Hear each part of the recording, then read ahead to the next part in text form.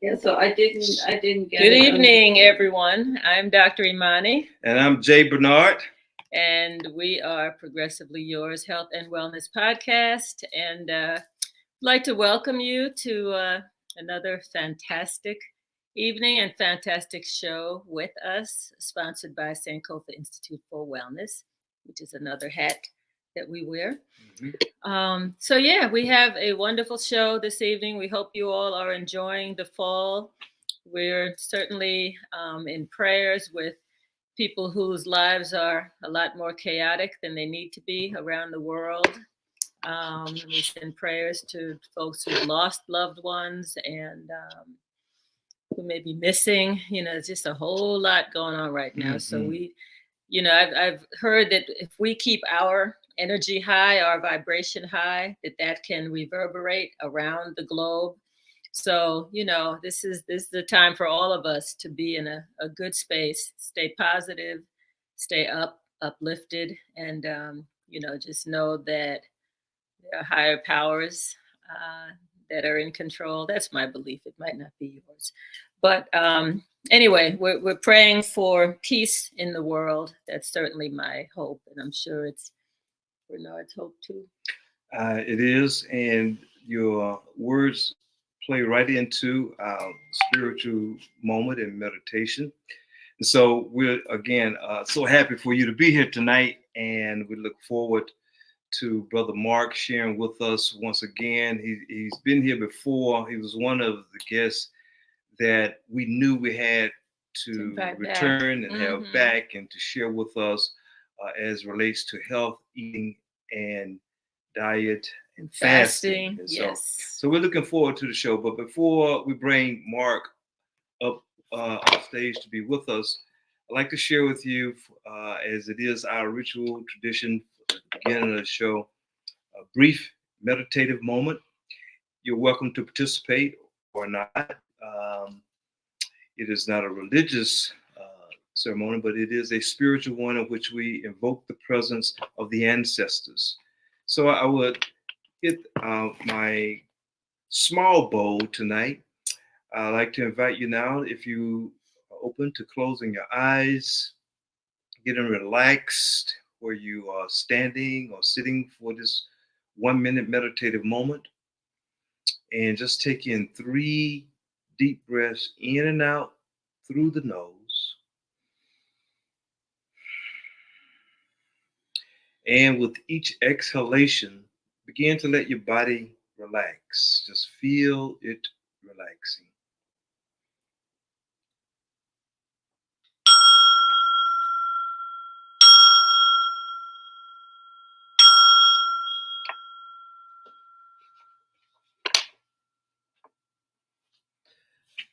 The word tonight comes from the late and well-known Buddhist monk and Zen master Thich Nhat Hanh in his book, The Art of Communicating. And in light of what Imani just shared about the tragedies that's going on around the world and have been going, and the war, he was banished from Vietnam because he protested the war in Vietnam, stood near and was dear to Martin King. Martin nominated him for a Nobel Peace Prize, as he voted for Martin to receive the Nobel Peace Prize, and they was very good friends. So these words, as he says, use peaceful language. The fourth aspect of right speech is to refrain from speech that's violent, condemning, abusive, humiliating, accusing, or judgmental. Use peaceful language. It is for the ancestors that we take into ourselves and embody the use of peaceful language in times of chaos, trouble, and disorder. Ashe. Ashe. Namaste. Namaste. Amen. Amen. Thank you. Thank you for that. You're welcome. Peaceful words. Yeah. We're we might not be able to impact everyone in the world, but we can certainly handle ourselves in a way that reverberates out to the world and to other people. Mhm. So, and before I bring Mark on, I want to just honor him with some of the poetry from my most recently published book, Healthy Haiku 3, Fighting Childhood Obesity, One Poem at a Time, which is on Amazon. So most of the poems that I write are haiku. Some are not, some are others, but I'll just read a couple of these because he's going to be taught. Mark always brings us some wonderful wisdom about eating live and raw foods, about fasting and all of that. So here's some poems that I'm dedicating to our guest, Mr. Mark Blake, this evening. Okay, so these are all short and they're all haiku. Eat right, get it straight, or it just might be too late. Our time will not wait. And so the subtitle is Start a Plan for Eating Right to Avoid Future Problems. Mm. And here's one for the little ones. Apples and berries, grapefruits, pears, and blueberries. Don't forget the cherries. These are some recommended fruits for your diet. Live and raw foods help stimulate our consciousness to see and be well. And let's see. Diabetes is striking teens when they are young. Let's change this around. Mm-hmm. And so the subtitle is Increased Rates of Diabetes Among Teens Are Alarming and Preventable. And so I'll just read one more. The U.S. is on a crash course of failing health due to our big mouths. Again, Yikes. the The U.S. is on a crash course of failing health due to our big mouths. I often say there's a piece from the Rave Diet. It's a wonderful little video about the benefits of eating a plant-based diet. And one of the quotes from that is that eating is the most popular form of unassisted suicide. I know I've shared this on the show before, but there may be different people watching and they haven't heard that. Eating is the most popular form of unassisted suicide. So many of us are eating ourselves to death. And those are strong words, but in a lot of ways they're true. Mm-hmm. So we have choices about what we put in our mouths. So with that, I'm going to introduce our wonderful guest. Welcome, Mr. Mark Blake, back to the show. Mark is a living example of change, growth, intimacy, and transformation. Active raw vegan, national consultant, fasting coach, group, solo, and family event planner. He's a DJ. In his other life, he's known as Blake the Snake. But he plays wonderful music. Sometimes I'll get something pop up on Facebook on a Saturday night, and he's playing the music, and I'm like rocking around the house listening to Snake the Blake the Snake. Anyway, actively sharing simple, healthy, rewarding living at home, at work, and when traveling. He's a graduate of Wigmore Hippocrates Institute. Gary Null, gosh, I remember Gary Null from back in the day. His Gary Null's Anti Aging Program. He's a certified raw vegan chef, and he plays house music festivals for fun. He's an organizer of house music festivals. He's committed to having a big impact while leaving friendly footprints. And I definitely want him to speak this evening about his upcoming 21-day fruit fast, which I am doing this time. Woo-hoo! I know I always promise. This time I'm going to do it. No excuses. No excuses at all. I'm looking forward to it. Mark, where are you? Come on up to the stage, Mr. I am Mark. here. Thank you. Welcome. Hey, how are you? And I'm excited to be here. And a couple of things I want to mention, Bernard, your prayer and quietness is very settling for me. Because as much as I do this at the initiating, there's still a jitteriness, and it takes that away before I even go on. So I've actually, from the last one we did, implemented some similar things for me to do to myself before I go on, because it's very settling. And Amani, I appreciate the poetry. Oh, thank you. Thank you. It was nice. It was enjoyable, and it's very receivable, even for little ones. It's very receivable the way it's written now. And I do want to say it's a 30-day. It's the 30-day fast, but the original group was called 21 Days Friends and Family. So they don't let you change the link, but that's fine. But it's 30-day Friends and Family fast, and this October 15th starts, and this time it's going to be, we're going to do fruit. So some people call it a fruit feast, and it's not really fasting, and some people call it fasting. And my body has no idea what any of that means when I eat it. It doesn't it doesn't change whether I call it something. Right. You know, an apple is an apple, and I eat it. So whatever people need to call it, that's okay. Okay.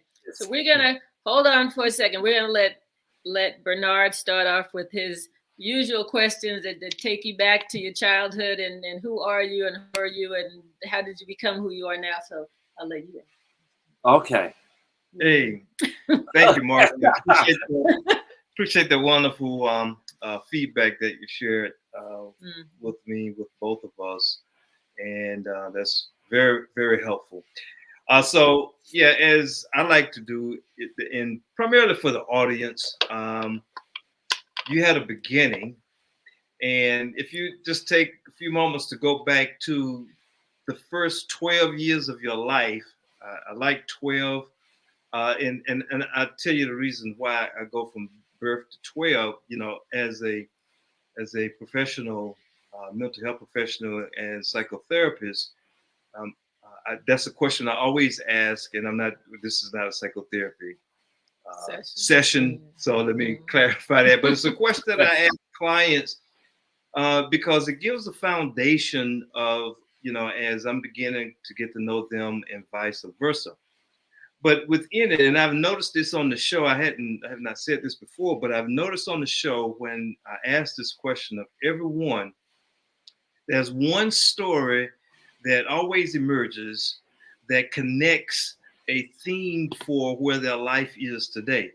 And the reason I like the audience to be aware of that and to think about their own lives in that time frame is because I often get the question or expression, I'm looking for my purpose. What is my purpose? And I don't see it as a purpose per se, because we are the purpose. You know, it's embracing the inner light and who we are. But our stories, in particular early on, can share beautiful light of our light that calls us to who we are and where we are today if we pay close attention to that part of our narrative. So what comes to mind, just kind of what I say, free associate about your life, birth to 12, that inspires you, but when you look back, was just a part of who you were. Okay, that's a good question. And let's see. I'm not going to use Stevie Wonder, always born in Hard Town, Mississippi. I'll use my own. But first 12 years, of course, was growing up in the Bronx. Definitely one of 5 brothers and sisters, and mom and dad worked 2 jobs, and mom went to school full time to be a nurse and worked full time as a nurse assistant. And we grew up in the projects, but I didn't see us lacking for things. They probably gave us more things than they could afford and to do that. But of the children, I was the middle child. I was certainly the sickliest of all the children. So colds and flus 3, 4, 5 times a year, but like for a week's time. And part of it too, I think I like, with there being 5 of us, when you were sick, you had like mom's mothering or smothering. Mom might be watching too though, but you had that all to yourself when you were sick. So maybe a part of me wanted sickness because I got that attention. And I know my dad frowned on it because he's from Louisiana. So, you know, they could have pneumonia, you're going to school. There wasn't like sick days. So, you know, so it was a balance of toughening up and too soft. And I guess they both went extreme to try to balance it out. So Pop ended up being the bad guy, unfairly so. But sickly a lot, horrible teeth, like cavities and root canals and mercury fillings, like always more than anyone else of my brothers and sisters. And I felt weak and not strong and I was that way, underdeveloped, you know, and I didn't even start puberty to the end of 12th grade. I know that's another time period, but just with my body development and my solace was school. I was very good in school in terms of grades. I retained stuff, and that was my personal acceptance, is that I was the brainiac. And at least during test time, the tough guys that would normally want to beat me up, they were nice to me during the test time because they all sat around me. So. Sit around you. Yeah, so they wouldn't fail. You know? And then they could go back to jumping on me after, you know. Wow. So, but at least I had that period, and so that was that. We ate canned foods, you know. So only vegetables I know was canned vegetables and occasional frozen spinach, and Pops would put an egg in it. And I hated vegetables. I love meat. Love meat and I love milk. And you didn't have like big gulp cups or the big bowl. So I used to make cereal in the pots, like, and sugar addict early on because I put like sugar cereal like Frosted Flakes or Fruit Loops and put cereal in it. And then I'd love when I finished the milk, like the sugar on the bottom, that was like good. And the icing for the cakes. And so, I guess sweet tooth, but I guess sugar addiction. And when I would get extra money, I would just go buy lots of candy. And so that was my way. So health, it wasn't taught to us and it wasn't known to my parents. And my dad, you know, from the South and his brothers and sisters, an athlete, and they just have much stronger constitution. So what they grew up having didn't show up early like things are today. So I remember that. I remember hard time processing emotions, any emotions.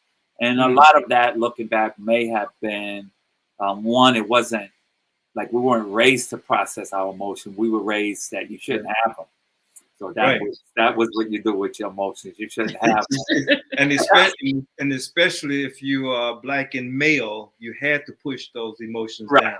So we didn't. So we didn't. I didn't have that example of seeing Pops cry when we had a tough time, or being angry, but reacting rather than responding. I didn't have those examples. And then I'm sure when you add on the sugar rushes and all of that, that exasperated. So most of that time was trying to process my fears. Gangs were just starting by the time I was about 9 or 10 in the Bronx. And I didn't want to be in the gang. They didn't want me to be in, but they sure wanted to bully me up all the time. So, and all of those things I internalized. I didn't like tell my mom or my older brothers. And, you know, I just learned early on to just internalize and I guess sort of be a victim. And like unhealthy compared to my brothers and sisters, you know, whatever it was. And with the inoculations, I remember looking back on it now, and my mom told me this later, every one I got shortly after I got what I, like if it was the measles, shortly after I got the measles, but I always got it twice, like the mumps, the measles, I always got it twice. So early on, although I didn't understand it, my body was telling me, don't put things in your body. You know, it does, your body doesn't respond well to it. You know, so, but, you know, I didn't know all of those things. So that was like the first 12 years. Probably most of my happiness was with my brothers and sisters talking and joking. We teased really hard. And probably all of us took it personally. Like we didn't know to stop until the other one cried.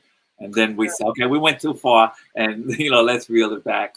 And then playing with my friends, sports, you know, basketball, we used to call it Ringalivio in the Bronx, and kick the can and follow the leader. And we would like walk on the fences and do the things that you weren't supposed to in the projects. You can get a ticket, but we do them and the police come and chase us away. And, you know, but that was fun. And I was always pretty good at the athletics and almost usually like number 2, not number 1. But my friend Anthony and the other ones, they practiced, and I just went out and played and I did well, but practice and discipline, I didn't know that. And fortunately or unfortunately, I wasn't required to do that in school. I didn't have like study habits. I just went to class and I didn't study before the test. I just got A's. And so I didn't develop that discipline. And I saw my father as extremely disciplined and structured, and my mom, but both of those seemed unattainable to me. Like they say, like I could never be there. I wanted to, but that seems so far away from my possibility. So that's kind of what the first 12 years, I think it was 13 when we moved to Long Island, to the suburbs. Tell us about your move to healthy diet and lifestyle, given this background of an early foundation. Okay, let's see.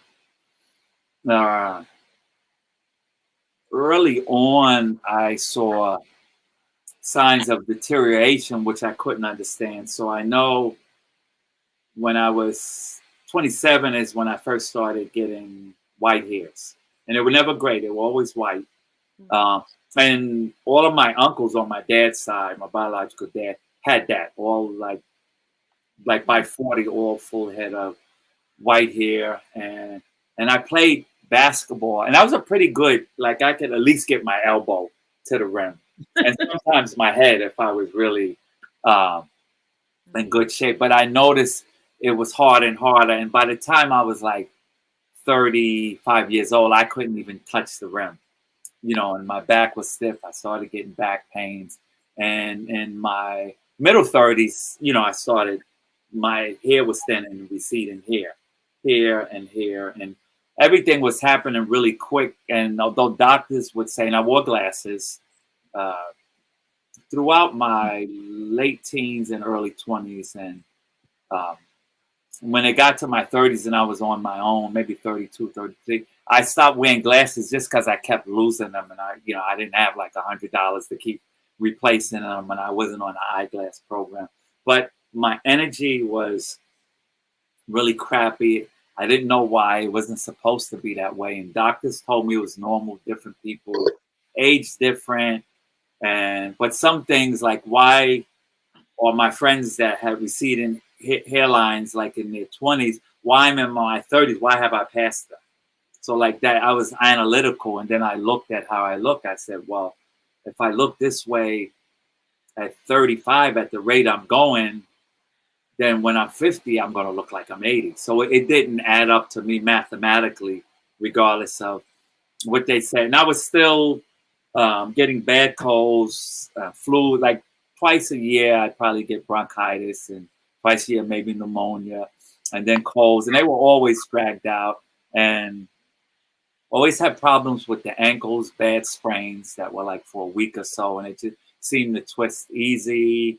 I needed like 8 to 9 hours of sleep. By the time I was, let me say, I think when I was 30 is when I got, when I was 30, I got clean from addiction. So that's when things got worse physically, even though the drugs were removed. But now I was not only making money, but I wasn't spending it up on other things. So I was buying the best of foods to my knowledge. The half a gallons of high fructose juices and chicken and the sort of richer foods. And I was eating and I was getting fat. For me, like other people like it because it looked good in clothes, but I'm a slim guy. So like a 35 waist is huge for me. I'm a 32, 33, but I looked good like that. But my energy and strength was not good. And I did wood floors and I could see me slowing down. So overall energy, all of that, I knew something was wrong. I didn't know what, I didn't know why. I know my friend Artie gave me on my 35th birthday, he gave me this book, Back to Eden by Jethro Clark. It was like the birthday party, and Artie was like a vegetarian, but I was like, what the hell? Like, what is this? Give me cash. What am I gonna like? All of that stuff was for hippies, as far as I was concerned. Like that vegan or vegetarian. I didn't even know vegan, but vegetarian. That's like, Bill Walton. What's his name? Just passed away. His name is not coming to me, but he's one of the prominent Black legends. Dick Gregory. Gregory. Yeah.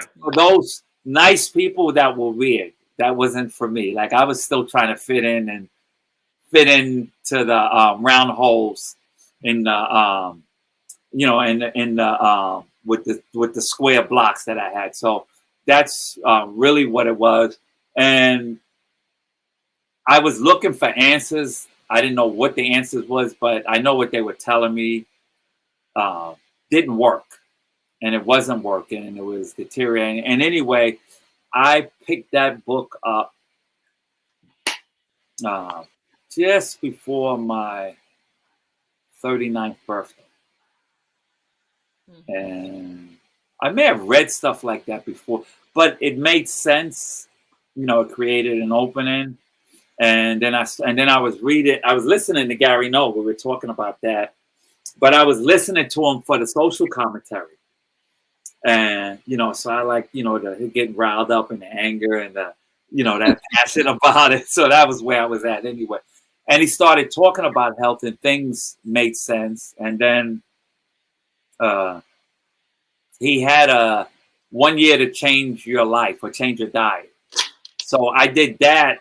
And it was like every 2 weeks, take out something unhealthy and add something healthy. And stay with that until you do it for 2 weeks. So at the end of that year, I was a pescatarian because dairy was one of the first things. I had a chiropractor that asked me to try eliminating dairy. And he, is a German guy. He used to go to the latest stuff. And he said he read that where African Americans are just allergic to dairy. And he said, let's just try 3 weeks. I had been going to him for like 7, 8 years. 3-4 times a week. That's how bad the back problem was. And I didn't take pain medicine because I didn't like medicine. And then being in recovery, just the idea of that feeling. So anyway, he tried that. And in 3 weeks, the back pain was gone. After 7, 8 years, it was just gone. And I still didn't connect the food can change your life, just that I was allergic to dairy. So that was my only connection. It wasn't like food overall. So that was good, but I had emotional problems and I was hypoglycemic. I didn't know that. So I was having panic attacks and high energy and low energy. But I was this pescatarian. And when I became that, I felt amazing. And I was about maybe 10 pounds heavy. I'm about like 180 now, which is good size for me. And even though I'm 6'4", but I'm not bony or anything. Everybody that sees me in person, they say, I didn't know you was that big.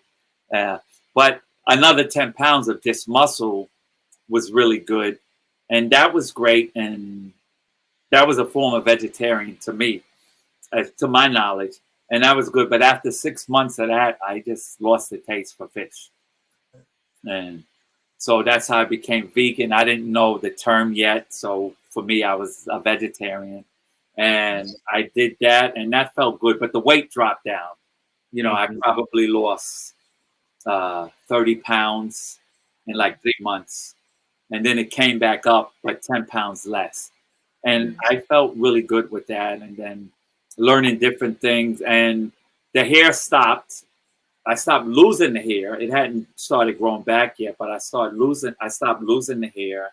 And I wasn't getting as sick. And then over the next 3 or 4 years, I took different things out, like the soy, and I read stuff and did research.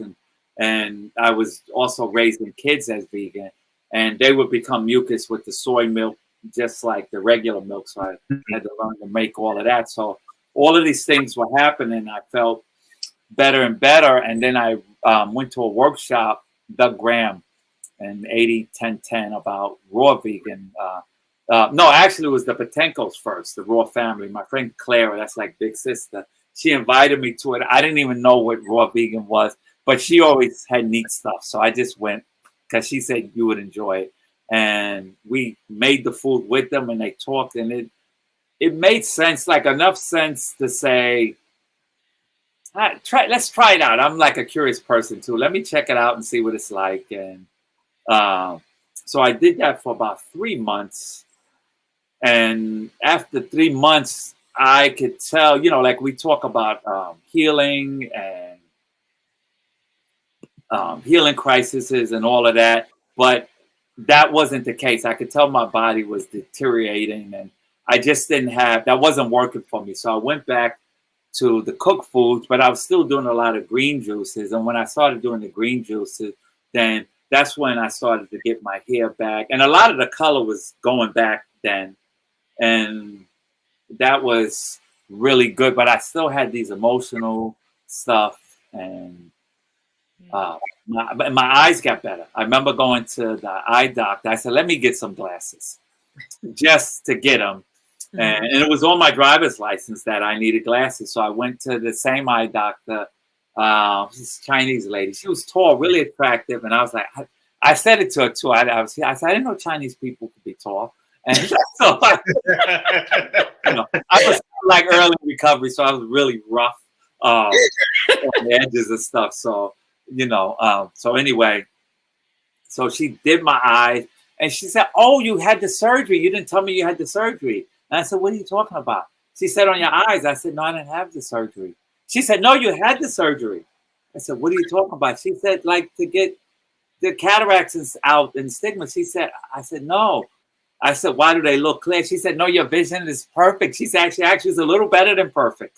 And I said, really? I said, no. And so, but she insisted. I told her I was a vegan. And she's like, no, you did the surgery. So we left with, I did the surgery. So that was my first experience with people not even embracing the evidence. Wow. So that was my same eye doctor. And I hadn't been to her since then, but not because of that. It's just my eyes have. Fine. Yeah. Now when I look, and even when I do my streaming and stuff on the computer, when I do my DJing and they use the computer, it's in front of them. And I have my computer like over to the side somewhere, but I can read the song. So, you know, so I go according to what I'm feeling. So I went to this doctor.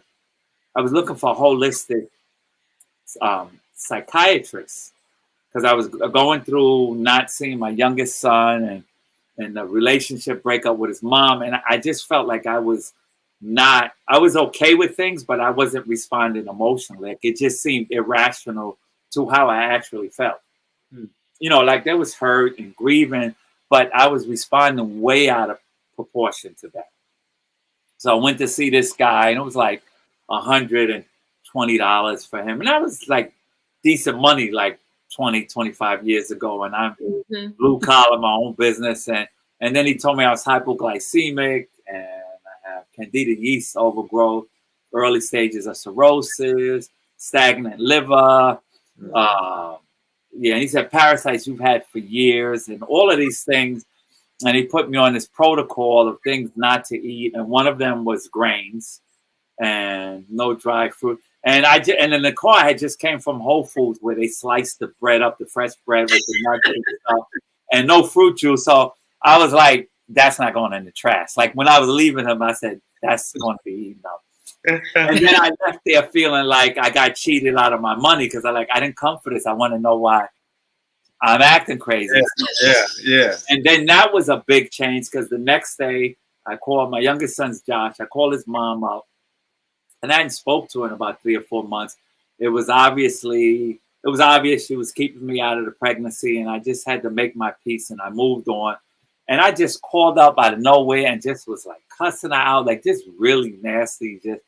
And then after that, I don't know, I didn't know why I called her. I know I was drinking fruit juice and eating that bread all day, and eventually I ran out.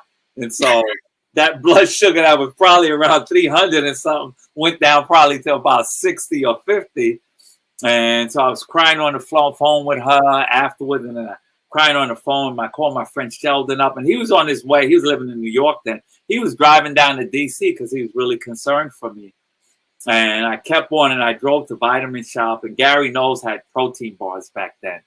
And I used to like those. And I went and got that, and still talking to Sheldon. And within 5 minutes, I just stopped crying. And he said, well, I'm on the way. You're going to be okay to get back. I said, what are you talking about? And then that's when I first realized, like, to what degree food can impact you. And, and then, and I stopped then. And then eventually I did Doug Graham, and I found about being raw vegan, but using more fruits for my calories, which I was afraid of coming from the hypoglycemic background. So I still had this fear that wasn't actual for what I was doing, but I had a fear association with it. And then I became raw vegan, and just things just continued to get better and better and better. And, and I bump my head sometimes and try this and try that. And eventually I realized my body was letting me know what to get rid of. And it was just for me to honor that or not. And then a lot of things that changed is a panic about getting older and these things, because I wasn't feeling that anymore. I wasn't feeling, now my back is aching and stuff like that. And instead of needing 9 hours of sleep and an alarm clock and a 2-hour nap or 3 if ever I kept still, now I was going to bed at 10:30 and I was up at 4:30 the latest, and I didn't have a clock. And I'd be at the gym at 5 and work out for an hour and a half, like maybe work out for 45 minutes to an hour lifting weights, and then run 5 miles. And I was like a daily, and to this day, it's still a routine of mine. And the energy was there, and like naps and things like that. I actually, when I go home to my mom, they like glad I'm there, but they're so annoyed. And she says, like, you walk so light, because I'm up at 4 and I'm walking around. I think just me being like this and from early in the morning all day. And then she says, who puts blenders on at 7 o'clock in the morning? People are sleeping. And but I don't do that so much now because I don't eat early like that. But I could be like making C more. So I think people are happy for it. But going to visit people, I realize I can be a bit disruptive. With, my hours and stuff like that. It came from my son and the grandkids. And I was up like, because I was still kind of on the East Coast time, but every day I was up at between 2:30 and 3 o'clock. I was up, and they get up at 6:30. So that was like my time. I was DJing in the headphones, and then I go to bed about 9:30, and they go to bed at 9 or 8:30. So I was like the first one awake and the last one sleeping, and my son is there, and he needs the nap, and he's kind of looking at me like, how come Dad's not tired? And he's doing the same thing as me, and he's helping change the diapers and feed the kids, and then he's going to the park and walking. And so, and when you talk about we can't save the world, but be an example. So I think that's like one of the ways is like being an example just from I think one of my friends, Bethea, chimed in. Hello, and hello to everybody. But that's one of the ways is like to show up more so like so they can see the example in you and not make it religious, but in one scripture from a book in AA, we call it the big book, and then we would call the Bible the big book. But in one thing in the big book, it said the people were drawn. So not that the message was promoted, that they were drawn to whatever the existence was, whatever light they saw, they were drawn to that, not drawn to flyers being put out and say, hey, look, this is what I can do. I can heal you from this and I can do that. They were drawn to the walk. And there's been many before and after and since that have that walk. So I like what you say to be a power example, a light, and do our part to do that. So. Question. What would you say to our audience, the distinction or the difference between being vegan and vegetarian? Okay. So they have different types of vegetarians. Right.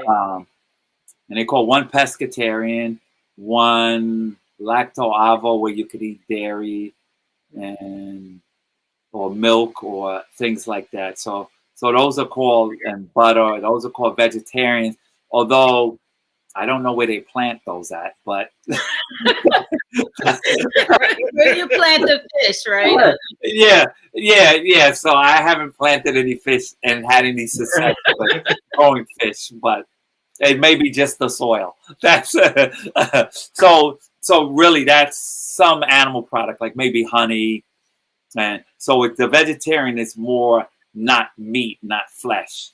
And many people don't consider fish flesh. They consider it like they'll say like I don't eat meat anymore. I just eat fish. So, and then, we had our little jokes. It's like a little dirty joke, but we used to say, because it was in our community, we used to say, I'm a black vegetarian. I just eat chicken and fish. So I know that's bad. I have some poor humor, but I grew up with poor humor comedians going to school with it. So that's it. But it's I would say unless you have like really severe reactions to dairy, which a lot of people do, but giving up one thing generally leads to an increase in a feeling of wellness, because the body doesn't have to contend with that. It doesn't mean the other things don't accumulate. And eventually when you get to this level and the body is ready for something else, it kind of lets us know, because those other things still accumulate and do that. So that's the distinction. Vegan is omission of any animal. Let me ask you something too, and it's kind of a deep level. We've both been exploring the impact of parasites and doing different parasites cleanses. I know you mentioned doing that yourself. I know with your fruit fast, right? There are a lot of people that, parasites dominate the world, So if there are people who, I'm thinking fruits, just a fruit fast, all the sugar, parasites live off of sugar. So would you recommend to those people who want to fast with you to do salads, to continue doing the greens in addition to the fruit, and maybe do a parasite cleanse while they're doing the fast with you? Just your thoughts on that. Okay. First, no, I don't recommend that. So let's talk about parasites, right? Okay. So they have their purpose. They're here like we couldn't function the planet without the parasites. They're there to clean things up. Mm-hmm. That's their job. And if we have a lot of mess, then they're there, because there's a lot of cleaning up that needs to be done, because it's more than our body can do. So we're creating a terrain for that. Now, as far as the fruits and a lot of sugar, we run on glucose. So that's what, and of the, and for the land animals, and especially the primates, the higher the amount of fruits are, the more intelligent of the primates. So that's a normal thing for us. So the parasites, in order to survive, we have to feed them. And we feed them by stuff staying in our digestive tract. Fruits don't. They come out really quick. And not only that, the juices from the fruits break down old matter in the colon. Fecal matter. Decompose. And it, so that's actually, and it's doing it by chemical reaction rather than like a parasite cleanse has its value, but it's doing things by agitation. So you might have Cascara sagrada that's causing peristalsis, other than the natural cycle, or different herbs that cause the irritation to the parasite, but they also cause the irritation to us. So I find those more effective when we're not doing changes, to buy us some time to help us, to help us alleviate that, but without alleviating the cause. So when we're doing the the fruit feast, there is no, there's nothing for them to feed off of because the stuff is gone. It's not hanging out in there. And so I have someone here ask about what if you're diabetic, and people have different thoughts on it. And for me, people on the fruit feast and diabetic, it works really well for the first few days for them to do lower glycemic fruits like the berries and cherries and things like that, you're still going to get your glucose, but it's not a rush. But also, and this is not insulin dependent. So that's a whole nother thing with more supervised. But also what happens too is the sugar is not what's causing the blood sugar to rise up. It's the fat and cholesterol and plaque that's in the bloodstream and in the arteries that's not allowing the insulin to get to the sugar. So and after a couple of days, like that's, you say 3, 4, 5 days, that's all coming out the system. So then you're able to consume your fruits, regular fruits. Now we don't recommend things like bananas, maybe 2 a day at the most, but diabetic, not initially. Not at all. Yeah. And do that, and no fruit juices. So that happens with the diabetic, and then also the pancreas is not being overworked. Right. Mark, let me just say this, because we're supposed to say this. All of the information that's being shared here is for information purposes only. None of us are medical doctors. And so, take this information. If you need to go back and check with your physician or health practitioner before making any changes in your diet or starting a long fast, do that. But we're just sharing information here, and we want to stay on the right side of, being able to continue sharing information. Right. And we would so appreciate the information you're sharing, Mark. Yes. And also, and I like to add too is I don't look to be a healer or someone that cures anything. The body has its own capacity to heal. If I cut my hand, whether I put a Band-Aid on it, whether I put aloe vera, whether I put bacitracin ointment, I think it was that we call it, any of those, the body is what grows the new skin. Right. So that's it's just a normal thing of living organisms. So that's not unique to humans. Right. So our bodies are designed to be self-healing, and there are things that we do that interfere with that process. Yes. So we're really, like when we're doing the fruit feast or any of the fasts, the juice, any of that, what we're really doing is making space for the body to do what it does. Right. Exactly. So we're not taking this so the body will do that. The body does that. Like when we go to sleep at night, whether we slept 5 hours, 8 hours, whatever, we didn't take anything to give us energy to get up in the morning. We are energy. Right. So how do we not interfere with that? Absolutely. And then, free the body up to do the things that it's doing. And then also just with the cycle of eating, when we're eating late, what we end up doing at night is instead of sleeping, we're digesting. Right. Yeah, and that time is really to repair and get things done. So those are some of the shifts we do. When you say late, what do you consider too late? Really, 6 or 7 is when digestion stops. So things we eat, they're really just sitting there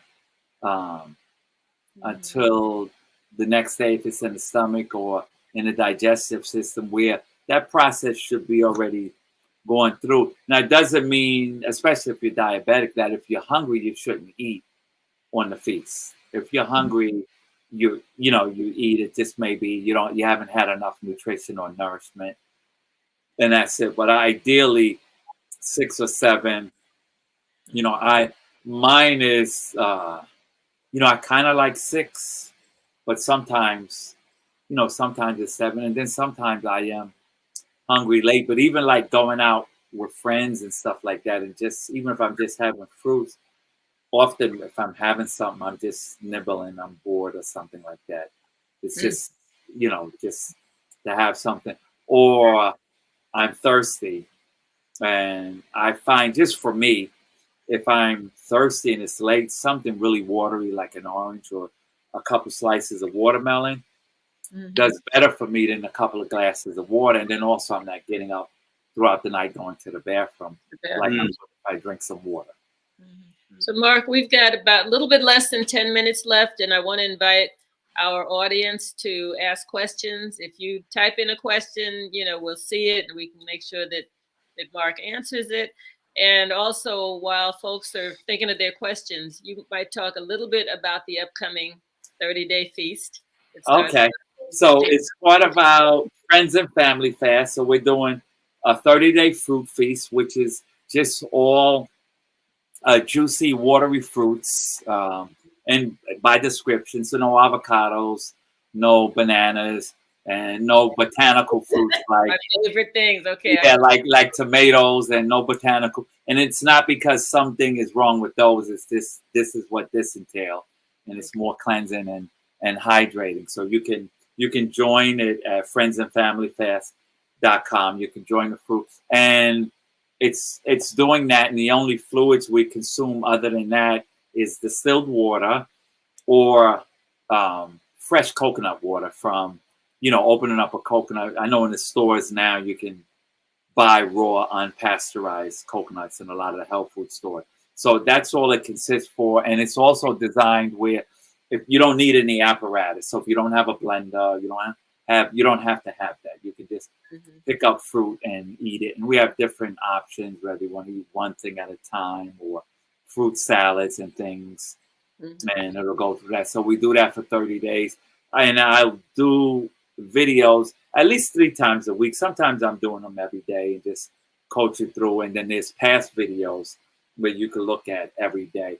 I found this to be, of the different fasts, the one that more people follow. And also because they're eating during the whole time, they don't have to adjust back to eating. Right.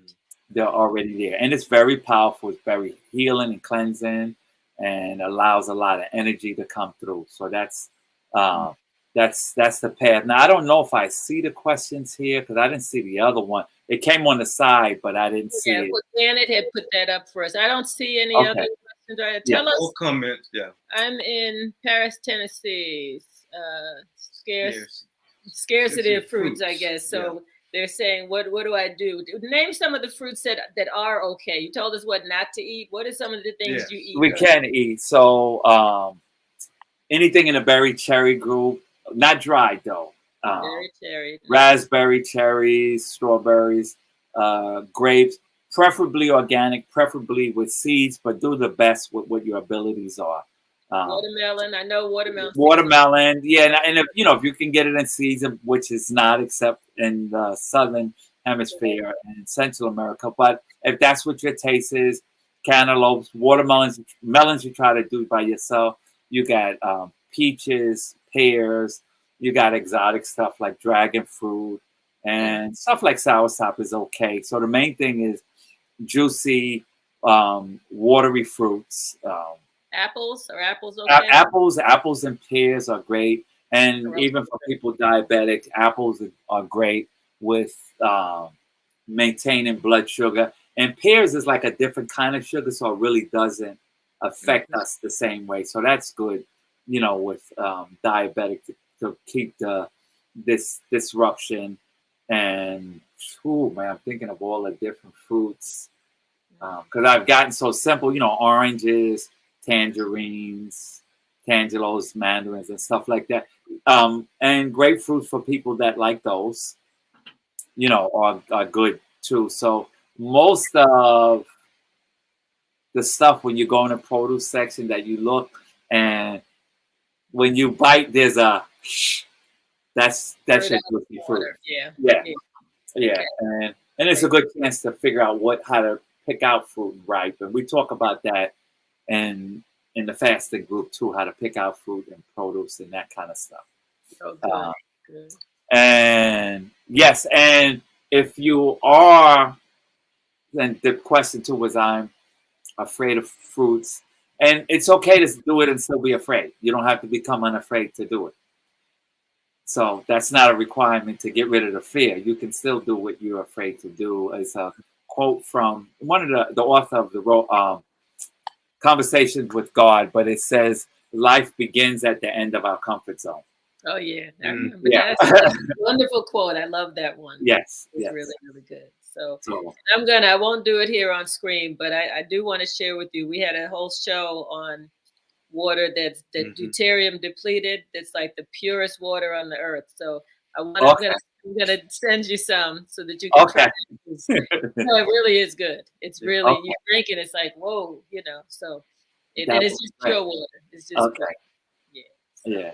we'll share that. And let me see. Okay, no, that was just letting me know. From So Jersey, and I'm Jersey househead. Huh?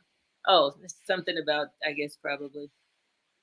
Oh yeah, that's one of the. It's a gentleman. He comes to the festivals. Thanks for joining. Nice. And I guess that's a good way for me to be an example, because that's what they see at the festivals all day. Either I'm eating fruit, or sometimes I'm not eating nothing when I'm busy, or I'm there with my little cleaver and opening up coconuts and drinking. Wow. Nice. Yeah, and so at least they see that and say, this guy's got a lot of energy. He's DJing, he's managing the festivals, he's dancing, he's going around doing video, and he's like energy and lifting speakers and loading up. So just to see this is possible, you know, because people say, won't I feel weak? And, you know, and I usually say, well, that's what you're feeling right now. You're just used to it. You're just used to it. So when you do this, you'll feel, you know, and it's always like about 2 to 4 days you may feel crappy. Some people, and then it just kind of shoots up, and you're like, wow. Well, I know I'm looking forward to doing the 30-day feast. 30 days, yes. Don't call me at 22 and say I didn't know. No, right? I'm like spacing it between my birthday, so it's like starts after my birthday, which is on 12th. And then we're going to be traveling later on in November. And I'm like, okay, it's going to stop. But I'm going to have to be fasting a few days on our trip, but it's okay. Yeah, and a lot of times with traveling, I just bring hard skin stuff like oranges and mangoes that don't need refrigeration. Okay. So that's easier with traveling and space and stuff like that. And that's, you know, that's good for that. And we'll do that. I'm hoping Bernard surprises us and join, but I'm not putting any pressure on the public. No pressure at all. I appreciate the pressure. We have less than 1 minute. But I did have one quick question, and we can also talk about this after the show, so don't go anywhere. Okay. For people who exercise regularly, lifting weights and needing the protein for muscle, what do you recommend? The fruits. We actually don't digest protein. We don't like take protein from an animal and we make protein from amino acids, the building blocks of protein. And fruits are loaded with amino acids. So, but the body doesn't have to break anything down. It can just assemble the amino acids quickly. Gotcha. Do that. So you have quite a few bodybuilders that are vegetarians. And wonderful. This is so good. You always come with such powerful information. We got to have you back again at some point, Mark. At any time. I love it. I love it. We'll be in touch during the fast. So okay. All right. All right. Stick around for a minute, and we'd like to thank our guests, our viewing audience for being there, participating, asking questions, just being amazed at the information that was shared, and then take that information and put it to good use. Yes. Thank you. And looking forward to you being back with us next week here on Progressively Yours Health and Wellness Podcast. It is indeed for the ancestors. Ashe. Namaste. Amen. All right. Blessings.